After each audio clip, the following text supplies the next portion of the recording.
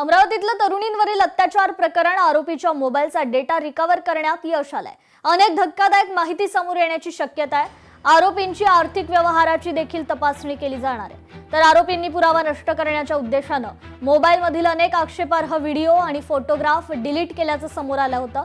मात्र 3 मोबाईलमधला data recover करण्यात आलेला आहे। पोलिसांकडून आता आरोपींची आर्थिक व्यवहाराची ही तपासणी केली जाणार आहे।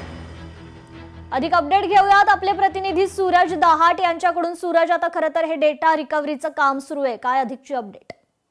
कृपा, खरं बघितलं तर या ठिकाणी 5 मोबाईल पैकी 3 मोबाईलचा डाटा रिकव्हर करण्यात पोलिसांना यश आलेलं आहे।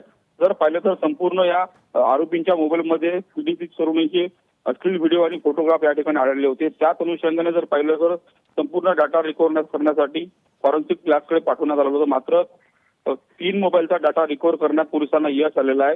या ठिकाणी जर पाहिलं तर अनेक फोटो आणि आक्षेपार्ह व्हिडिओ जे आहेत याच मोबाईलमध्ये असल्याचा पोलिसांना संशय आहे। त्याच अनुषंगाने पाहिलं तर काही वेळातच जर पाहिलं तर जिल्हा पोलीस अधीक्षक असतील आणि एसआयटीचे पथक असतील संपूर्ण रिकव्हर केलेल्या डाटाची पाहणी करणार आहे। नेमकं या डाटामध्ये नेमकं किती फोटो आणि किती व्हिडिओ आहे आणि नेमकं तसेच कॉल रेकॉर्ड आणि व्हॉट्सअपच्या माध्यमातून कशा प्रकारे चॅटिंग या ठिकाणी करण्यात आलेली आहे, काही आर्थिक व्यवहार यामध्ये झालेला आहे का, याची संपूर्ण पाहणी या ठिकाणी करणार आहे। त्याच अनुषंगाने जरा पुढील तपासाला या ठिकाणी गती मिळणार आहे।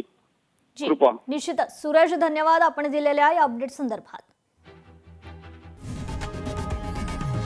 लोकशाही मराठी ऐका, पहा, जागरूक रहा।